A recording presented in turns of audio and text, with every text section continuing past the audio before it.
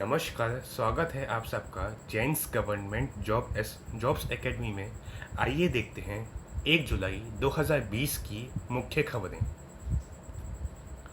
सबसे पहले एक दुखद समाचार आ रहा है गीता नागभूषण का, जो कि कन्नड़ नोवेलिस्ट थी। वो उनका निधन हो गया। ये अपनी पैट्रियार्की और जेंडर स्टीरियोटाइप को तोड़ने के लिए किताबें लिखा करती थीं। उन्होंने 76 अखिल भारत कन्नड़ साहित्य सम्मेलन में जो गड़ग में आयोजित हुआ था, उसमें चेयरपर्सन की भूमिका निभाई थी। अगली खबर है, लाजरूस ने प्रेसिडेंशियल इलेक्शन जीत लिया है मालावी का। लाजरूस चकवेरा, जो कि मालावी के अपोजिशन लीडर थे, उन्होंने 58.57% से मुथरिका को हरा के ये पद अपने नाम किया। चकवेरा 5 साल के लिए प्रधानमंत्री बनाए जाएंगे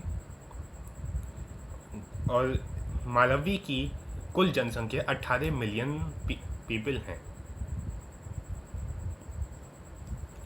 तीसरी खबर है इंटरनेशनल डे ऑफ पार्लियामेंट्रिज्म से, जो कि 30 जून को सेलिब्रेट किया गया। यूनाइटेड नेशंस जनरल असेंबली के रिजोल्यूशन A/RES/72/278, जो कि 30 जून को इंटरनेशनल डे ऑफ पार्लियामेंट्रिज्म के रूप में सेलिब्रेट करने की परंपरा बनाई 2018 में।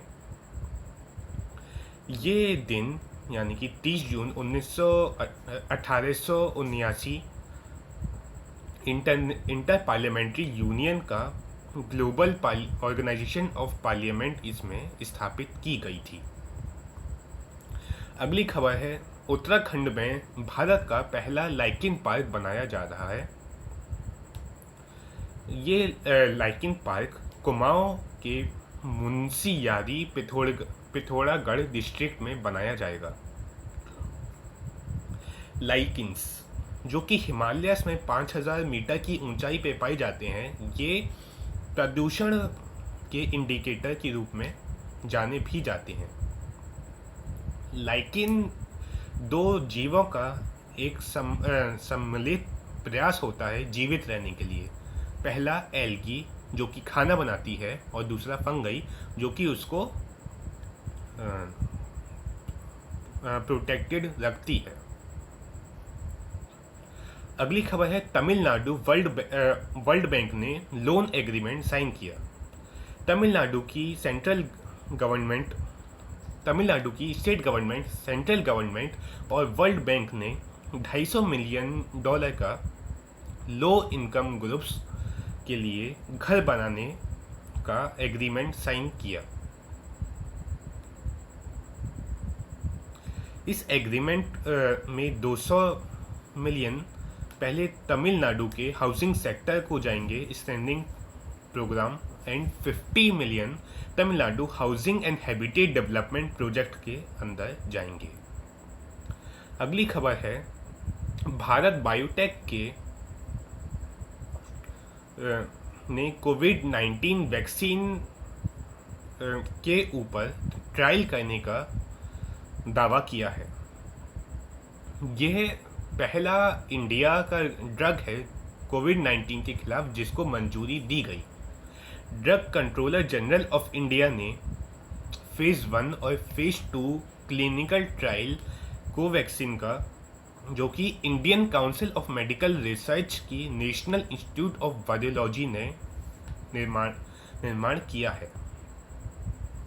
अगली खबर है, वेस्ट बंगाल ने कोविड वॉरियर क्लब बनाया है मुर्शिदाबाद डिस्ट्रिक्ट में, जो कि उन लोगों को सम्मिलित करेगा जो कि डिजीज से, मतलब इस बीमारी से उभर के आ चुके हैं और अपनी मदद करना चाहते हैं एडमिनिस्ट्रेशन को। इसमें 60 लोगों, वेस्ट बंगाल में लगभग 60 लोग इसमें सम्मिलित होंगे।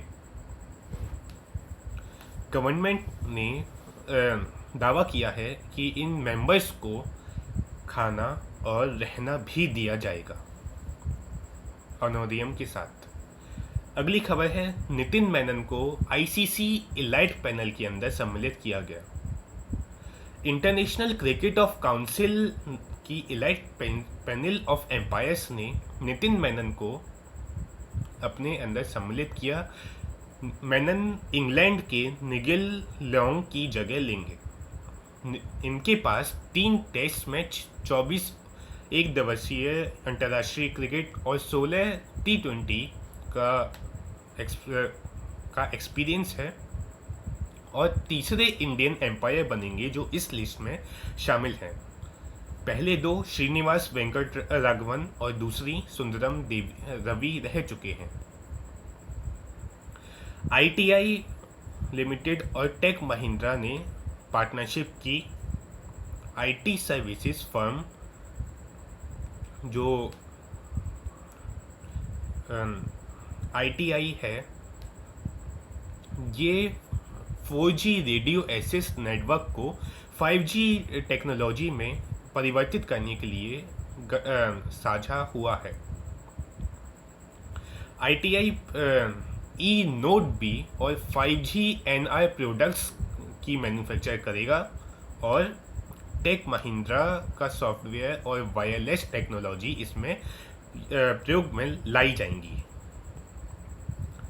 अगली खबर है, तुषार मेहता को वापस से सॉलिसिटर जनरल का पद सौंपा गया है। सॉलिसिटर जनरल और अटॉर्नी जनरल ऑफ इंडिया सरकार को अलग अलग हाई कोर्ट्स और सुप्रीम कोर्ट में रिप्रेजेंट करता है और 3 साल का इसका टेन्योर होता है। के वेणुगोपाल को अटॉर्नी जनरल ऑफ इंडिया का पद सौंपा गया और तुषार मेहता को सॉलिसिटर जनरल का पद सौंपा गया। ध्यान रखिएगा, पहले अटॉर्नी जनरल और सबसे बड़ा होता है जो कि सरकारी वकील एक तरीके से बोल सकते हैं, जो सरकार को सलाह देता है, और सॉलिसिटर जनरल उनके नीचे आते हैं जो कि और भी एडिशनल सॉलिसिटर जनरल्स के द्वारा हेल्प किए जाते हैं। 2 और एडिशनल सॉलिसिटर जनरल का पदानुक्त हुए अनिल सिंह और सत्यपाल जैन, जो कि high court of Bombay and Punjab और हरियाणा में रिप्रेजेंटेशन करेंगे सरकार का। अगली खबर है, नेशनल डॉक्टर्स डे जो कि 1 जुलाई को सेलिब्रेट किया गया हर साल।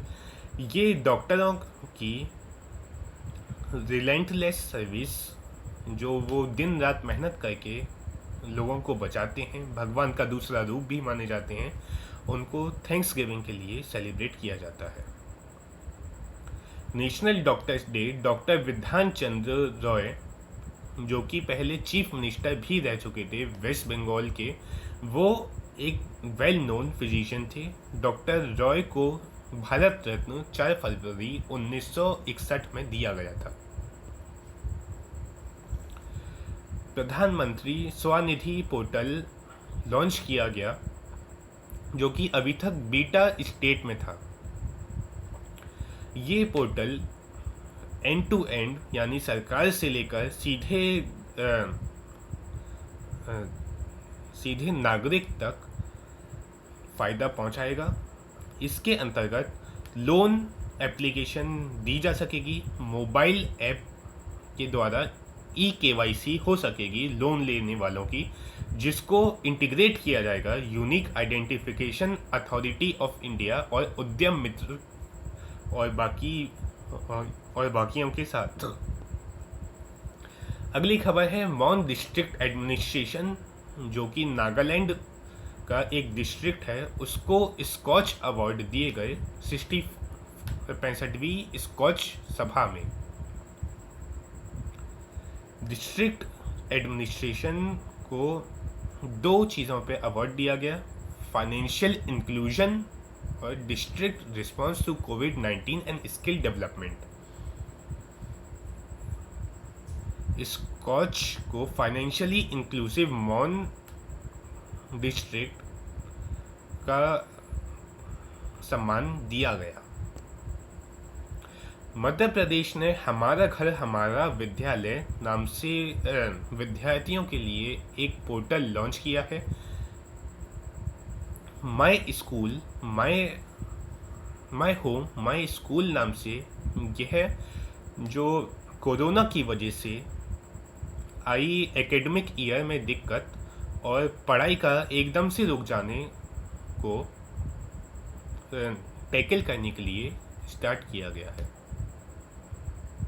यह स्कीम 6 जुलाई से प्रक्रिया में आएगी। अगली खबर है नेशनल चार्टर्ड अकाउंटेंट्स डे 1 जुलाई को सेलिब्रेट किया गया।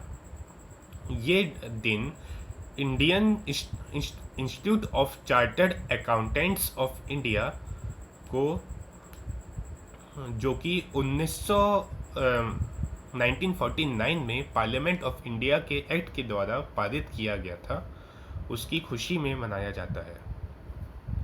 ICAI इंडिया की सबसे बड़ी प्रोफेशनल अकाउंटिंग संस्था है और विश्व में दूसरे नंबर पर आती है। अगली खबर है प्रधानमंत्री गरीब कल्याण अन्न योजना नवंबर तक बढ़ाई गई है अवधि। प्रधानमंत्री नरेंद्र मोदी ने 80 करोड़ लोगों को 5 महीने और राशन देने का वादा करते हुए प्रधानमंत्री गरीब कल्याण अन्न योजना को बढ़ाया, जिसके अंतर्गत 5 किलो गेहूं या चावल और 1 किलो चना हर फैमिली मेंबर को दिए जाएंगे हर महीने। यह स्कीम लगभग 90,000 करोड़ रुपए की होगी।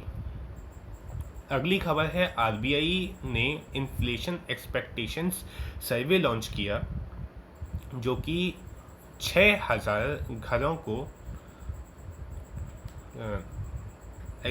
एसेस करेगा on price movements and inflation का। इस रिजल्ट के सर्वे इनपुट की तरह लिए जाएंगे अगली मॉनेटरी पॉलिसी बनाने के लिए। My government corona help desk ने 2 अवार्ड जीते, ग्लोबल लीडरशिप समिट में और festival of artificial intelligence and emerging technology COG-X 2020 सभा के अंदर। ये best innovation for covid society and people choice covid overall winner का खिताब जीता। ये सभा लंदन में आयोजित की गई। ह्यूमन रिसोर्स और डेवलपमेंट मिनिस्टर रमेश पोखरियाल निशंक ने वर्ल्ड की पहली ऑनलाइन BSc डिग्री लॉन्च की प्रोग्रामिंग और डेटा साइंस में। ये Indian institute of technology Madras के द्वारा ऑफर की जाएगी और यह अनुमान है कि 11.5 मिलियन जॉब्स 2026 तक ये जनरेट करेगी। ये प्रोग्राम 12th के बाद इसमें प्रवेश मिल सकेगा। United states federal communications commission ने 2 Chinese apps Huawei technologies and ZTE corporation को राष्ट्रीय सुरक्षा खतरा का संज्ञान दिया। दोनों हुआवे और ZTE चाइनीज कम्युनिस्ट पार्टी और चाइना की मिलिट्री एपरेटस से बहुत करीब से जुड़े हुए हैं। एजेंसी ने चाइनीज टेलीफोनिक कंपनीज को यूनाइटेड स्टेट्स की मार्केट के अंदर घुसना से बैन लगाया। इंडिया बांग्लादेश ने 50-50 JV company joint venture company LPG business के लिए बांग्लादेश में हाथ मिलाया। Indian oil corporation middle east FGE Dubai and RR holdings limited रास अल खाइमा UAE the holding company of Beximco LPG of Bangladesh के बीच में एग्रीमेंट साइन हुआ। ये एलपीजी और अफोर्डेबल ये एलपीजी ज़्यादा सस्ता कर देगी बांग्लादेश के नागरिकों के लिए। अगली खबर है, उत्तर प्रदेश की चीफ मिनिस्टर ने इस हर घर जल स्कीम लॉन्च की बुंदेलखंड में। यह स्कीम जल जीवन मिशन से लिंक करी जाएगी और इसकी कीमत लगभग 10,131 करोड़ रुपए आएगी। बुंदेलखंड और विंध्या रीजन्स के अंदर यह पहला फेज में लॉन्च की जाने की बात है और इसकी कीमत आंकी जा रही है 2,185 करोड़। ये 14 लाख की जनसंख्या को प्रयोग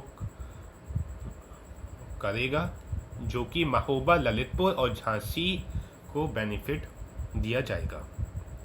अगली खबर है, सेल्फ सर्टिफिकेशन फैसिलिटी खोली जाएगी शिमला में, जो कि मध्यम, लघु और सूक्ष्म उद्योगों के लिए है। ये इन एंटरप्राइजेस को सबसे जल्दी एस्टेब्लिश करने में मदद करेंगी।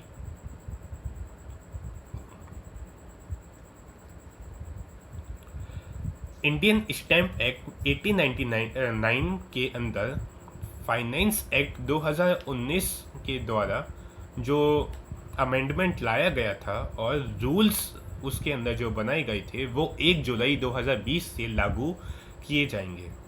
ये स्टैम्प ड्यूटी कलेक्ट करने की स्वतंत्रता देगा सरकार को और इस स्कीम के द्वारा इक्विटी मार्केट और इक्विटी कल्चर डेवलप होगा पूरे देश में।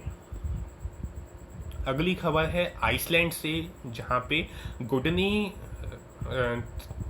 जोहानसन ने अपना दूसरा 4 ईयर का प्रेसिडेंशियल इलेक्शन जीत लिया है। वो 92% वोटों के साथ दूसरे लार्जेस्ट विन उन्होंने हिस्ट्री में दर्ज कराई। आइसलैंड के